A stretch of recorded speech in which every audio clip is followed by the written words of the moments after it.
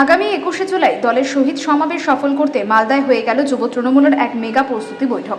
Malda college অডিটোরিয়ামে আয়োজিত এই প্রস্তুতি বৈঠকে হাজির ছিলেন রাজ্যের মন্ত্রী তাজমুল হোসেন, জেলা তৃণমূল সভাপতি আব্দুর রহিম বক্সি, জেলা যুব তৃণমূল সভাপতি প্রসেনজিৎ দাস, জেলা তৃণমূলের চেয়ারম্যান চৈতালি ঘোষ সরকার, তৃণমূল নেতা কৃষ্ণেন্দু চৌধুরী, তৃণমূলের রাজ্যসভা সাংসদ মৌসুম নূর, জেলা মহিলা তৃণমূলের সভানেত্রী প্রতিভা সিং, বিধায়ক সাবিত্রী মিত্র, চন্দনা সরকার, জেলা পরিষদ সভাধিপতি লিপিকা বর্মন সহ আরও অন্যান্যরা। তারা সকলে বিরাট আকারে মেগা প্রস্তুতি বৈঠক করার জন্য জেলা যুব তৃণমূল সভাপতি প্রসেনজিৎ দাসের প্রশংসায় পঞ্চমুখ হন।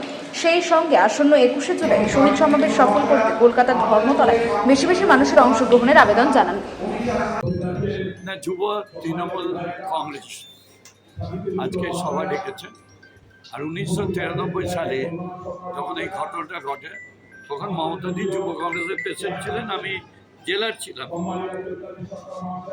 তো সেই দিনের স্মরণ করে মমতাদি ঘোষণা করেছিলেন 21শে জুলাই পরে 22 জুলাই যখন কলকাতায় মিটিং হলো, যে প্রতি বছরই যতদিন আমি রাজনৈতিকভাবে বেঁচে থাকবো, শারীরিকভাবে বেঁচে থাকবো, ততদিন পর্যন্ত আমি এই সভা করে যাব। তারই আজকে প্রস্তুতি সভা যুব কংগ্রেস দেখেছে। এবং আমি এটা বলবো, মরা গাঙে বান এসেছে।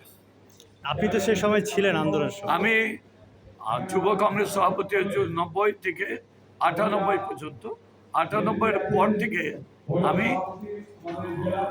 তৃণমূলের সভাপতি হয়েছে। বাংলার জননেত্রী মুখ্যমন্ত্রী মমতা বন্দ্যোপাধ্যায়ের নেতৃত্বে 21শে জুলাই ধর্মতলা চলো 1993 সালের মমতা বন্দ্যোপাধ্যায় যে লড়াই করেছিলেন সচিত্র ভোটার কার্ডের দাবিতে, সেখানে 13 জন তরতাজা যুবক বামফ্রন্টের পুলিশের গুলিতে নিহত হয়েছিল। তাদের প্রতি শ্রদ্ধা জানাতে মমতা বন্দ্যোপাধ্যায় প্রতি বছরই ধর্মতলা 21শে জুলাইয়ের সমাবেশ করে। আজকে সেই সমাবেশের প্রস্তুতি সভা মালদা জেলা তৃণমূল যুব কংগ্রেসের উদ্যোগে হচ্ছে মালদা কলেজ অডিটোরিয়ামে। এবং এই সভার মাধ্যম থেকে তৃণমূল যুব কংগ্রেস যে গোটা জেলায় ঝাঁপিয়ে পড়ে 2026 সালে সিপিএম, বিজেপি এবং কংগ্রেসের বিরুদ্ধে লড়াই করবে, সেই ঐক্যবদ্ধতার ব্যুরো রিপোর্ট, উত্তরের প্রহরী।